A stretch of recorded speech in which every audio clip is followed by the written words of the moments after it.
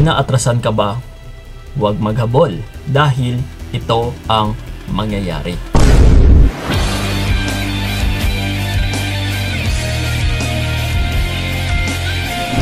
Yan.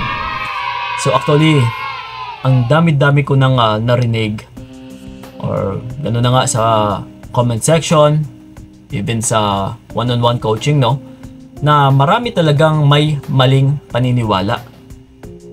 Lalong-lalo na sa usapan na huwag mong habulin. Kasi mostly, ito nga pag-uusapan natin yung about sa paghahabol. Kasi yung iba, dahil sa maling paniniwala, kailangan nila daw habulin yung partner nila na umaayaw na sa kanila, na inaatrasan na sila, or yung mga niloko sila. Kailangan daw nilang habulin yon kasi kung hindi daw nila hahabulin, ito yung mindset na ganito, na kung hindi daw nila hahabulin ay mas lalong sasama sa iba, na mas lalo pang hindi na raw babalik. So yun po ang mindset ng karamihan, which is maling paniniwala. So kung may ganito kang paniniwala, utol, then talagang mali palagi yung magagawa mo once na ikaw ay inaatrasan. So talagang yung gagawin at saka gagawin mo ay yung maghabol at saka maghabol. Dahil nga sa paniniwala na kung hindi mo hahabulin ay baka hindi na babalik, ay baka mas lalo pang sasama sa bago niya or sa kung sino man yung babae niya. See? So pero ito nga, yung katanungan ko is, ngayong hinabol mo, ngayong nagmamakaawa ka, ngayong sinusuyo mo, my question is, bumalik ba? Nagbago ba? Nakamit mo ba yung kagustuhan mo na resulta? Na yung babalik siya sa'yo and then magbabago? Diba hindi? So ito nga, sa video na ito ay masasagot na natin yung katanungan. Kuya Kiko, bakit kailangan ko siyang hindi hahabulin? Kasi ito nga, sa paghahabol pa lang, di ba, uunahin natin yung paghahabol. Kung ano yung magiging senaryo or kung ano yung magiging cause and effect kung maghahabol at saka maghahabol ka. Ito nga, inaatrasan ka na ng tao, inaayawan ka na, or sumasama na siya sa ibang babae, or meron na nga siyang iba pang babae. Kung hahabulin mo pa yung mga ganitong klaseng tao, is mas lalo mo lang pinapakita na parang no option ka na parang wala ka ng respeto sa sarili mo, na puro pagmamahal na lang yung pinaka-importante sa'yo dahil mahal mo siya, kailangan mo siyang hahabulin. So dyan pa lang, ma-validate ito ng partner mo na, uy, parang hindi na talaga ito nag-iisip.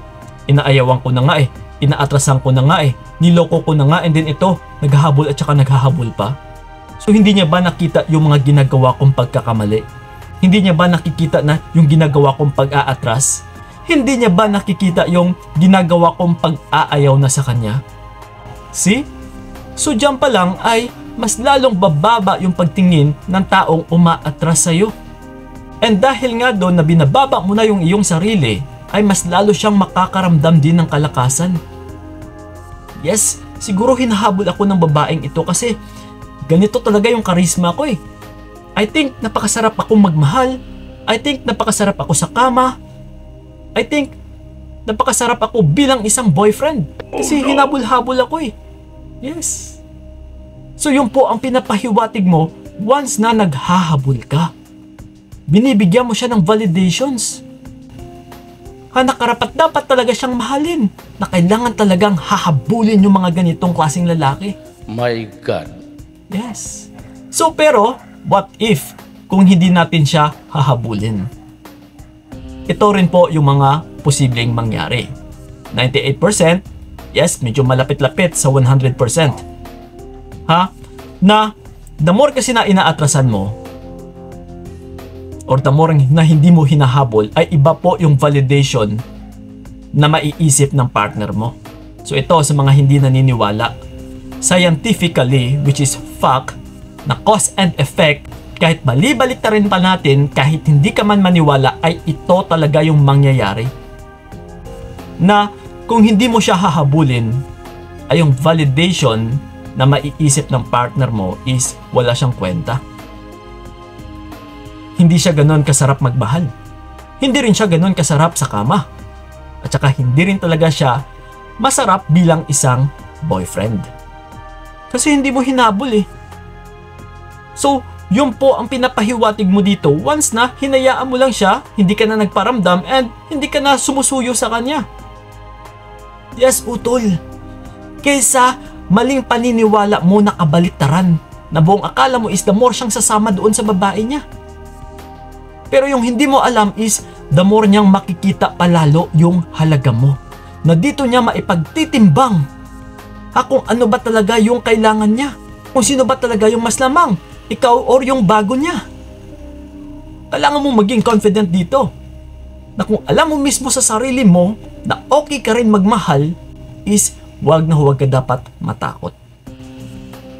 Yes, kasi kung minsan dahil nga sa tensyon, dahil nga sa pagbigay ng pressure sa inyong pag-iibigan, like for example, palagi kayong nagsasama, palagi kayong nandyan na available sa isa't isa, is kung minsan nakakahantong din sa pagsasawa. Or kung minsan nasasakal na yung partner, or yun na nga, maboboard siya.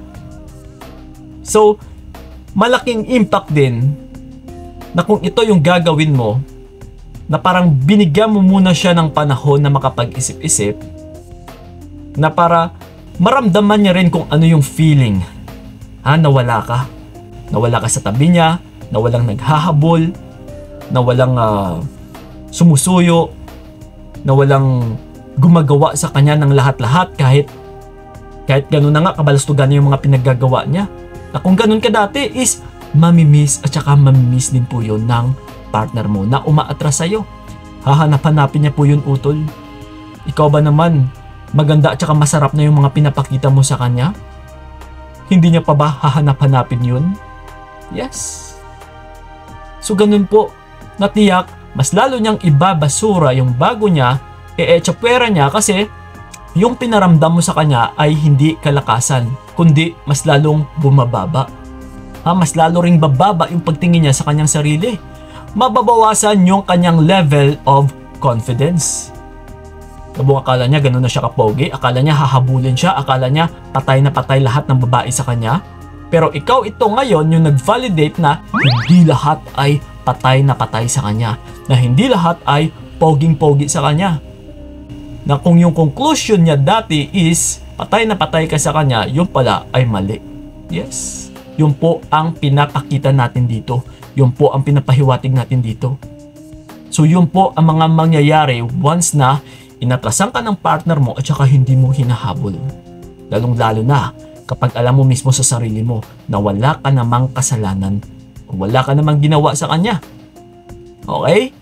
So ganun po, yung paniwalaan ninyo, hindi yung maling paniniwala na buong akala ninyo kapag ginawa yung no contact rule, isasama lalo sa babae niya. Naku po, grabe namang pag-iisip yan. Okay?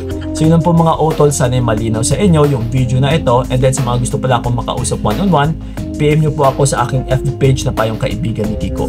Pag-usapan natin yung relationship problem mo. Okay? Maraming salamat. So ingat kayo. God bless and babu! Ayoko na rin magtiis, ayoko na sasakit. Mas mabuti nang bitawan ka para wala nang pait. Hanggang dito na lamang kung nakayanan ko nakawakan.